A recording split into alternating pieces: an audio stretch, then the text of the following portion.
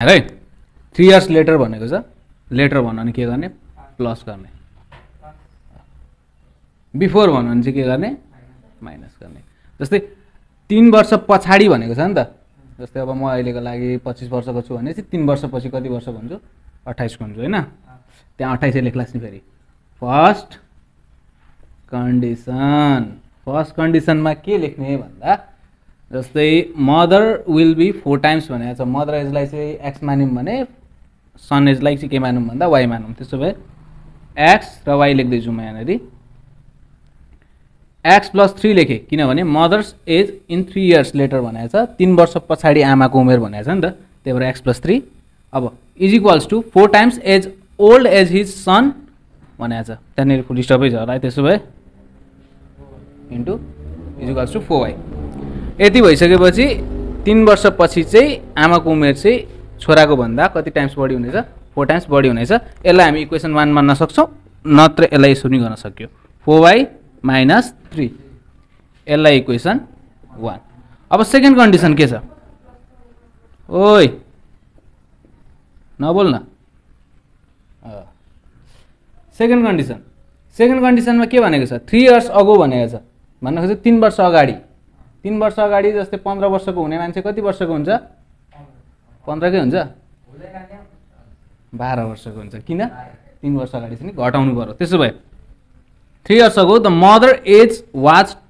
भनेको छ त्यसो भए 3 वर्ष अगाडि आमाको उमेर भनेको छ त्यसो भए x माइनस 3 भयो 2 times as old as his son her son's age will be in 8 years भनेको छ त्यसो भए आमाको उमेर चाहिँ 3 वर्ष अगाडि चाहिँ अब छोराको उमेर जुन छ नि के भनेको छ यहाँ as old her son's age will be in 8 years भनेको छ 8 वर्षमा अब भनेपछि हामी के गर्छौँ भन्दा y प्लस 8 त्यहाँनिर 2 टाइम्स पनि भनेको छ त्यसो भए हामी के गर्छौँ यहाँनिर भयो अब यति भइसकेपछि यसलाई हामी के गर्छौँ भन्दा x minus 3 is equals to 2 ले y लाई गर्दा 2y 2 ले 8 लाई गर्दा 16 यहाँसम्म क्लियर त्यसो भए x माइनस 2y यसलाई र यसलाई सिधै गर्छु है म is equals to 19 equation 2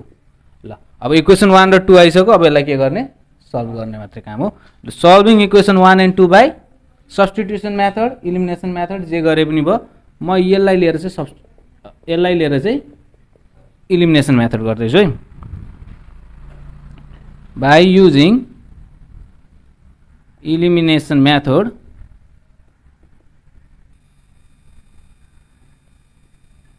elimination मेथडमा म के गर्दैछु भन्दा इक्वेसन 2 बाट इक्वेसन 1 लाई माइनस गर्दैछु त्यसो गर्दाखेरि अब मसँग के आउँछ भन्दा x minus 2y is equals to 19 अनि त्यसपछि x plus 3y is equals to sorry x minus 4y is equals to minus 3 अब माइनसलाई प्लस प्लसलाई माइनस प्लस x र x काट्यो इधर दुईटाबाट कति आउँछ 2y is equals to 16 y is equals to 8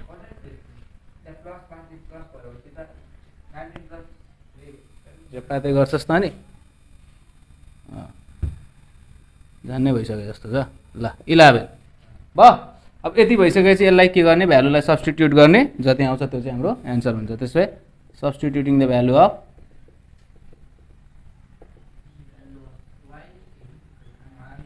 of y in equation